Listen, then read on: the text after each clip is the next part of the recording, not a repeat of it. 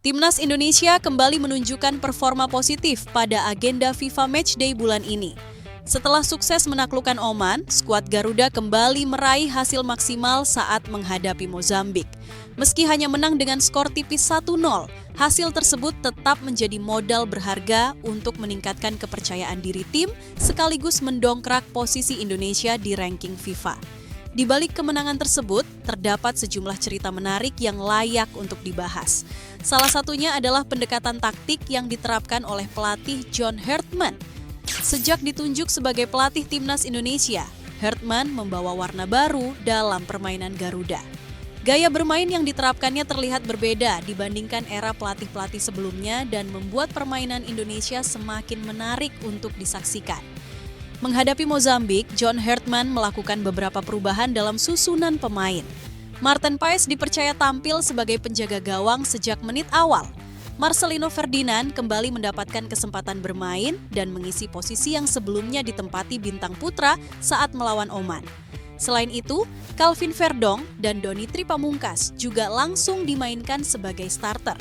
Dengan komposisi tersebut, Indonesia tampil menggunakan salah satu kombinasi pemain terbaik yang dimiliki saat ini.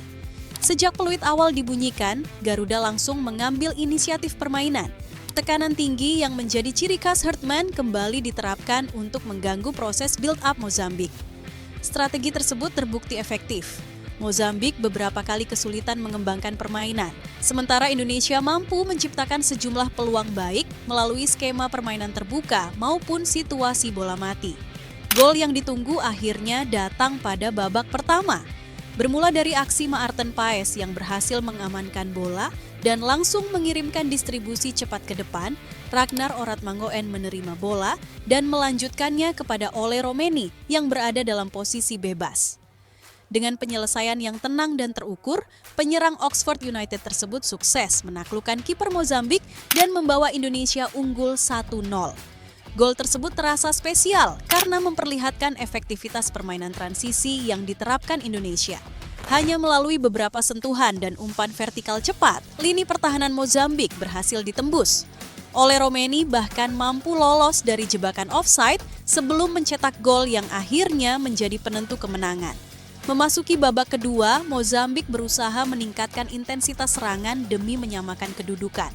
Namun disiplin lini pertahanan Indonesia membuat berbagai upaya mereka gagal membuahkan hasil.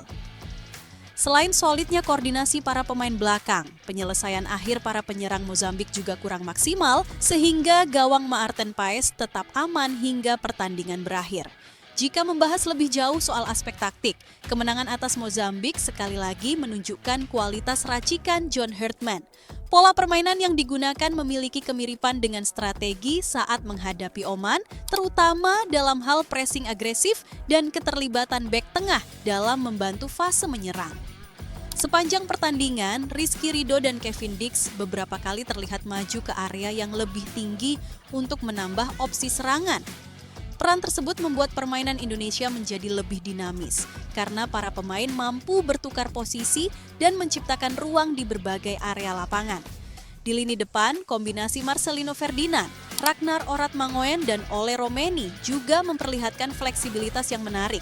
Mereka tidak hanya menunggu bola di area pertahanan lawan, tetapi juga aktif turun ke ruang antar lini untuk membantu proses distribusi dan membangun serangan. Sementara itu, Joey Plupesi dan Ivar Jenner memainkan peran penting sebagai pengatur ritme permainan dari lini tengah. Keduanya menjadi penghubung yang menjaga keseimbangan antara fase bertahan dan menyerang sehingga permainan Indonesia tetap terorganisir sepanjang laga. Melihat performa yang ditunjukkan dalam 2 pertandingan terakhir, optimisme tentu semakin besar. Jika perkembangan ini terus berlanjut, Timnas Indonesia berpeluang tampil lebih kompetitif pada turnamen-turnamen mendatang, baik di Piala AFF maupun kompetisi level Asia lainnya.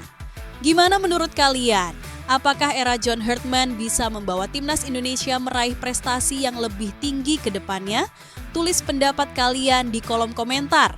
Jangan lupa like, subscribe, dan nyalakan lonceng notifikasinya agar kalian selalu update dengan berita Timnas Indonesia, Piala Dunia, transfer pemain, dan cerita menarik lainnya dari dunia sepak bola.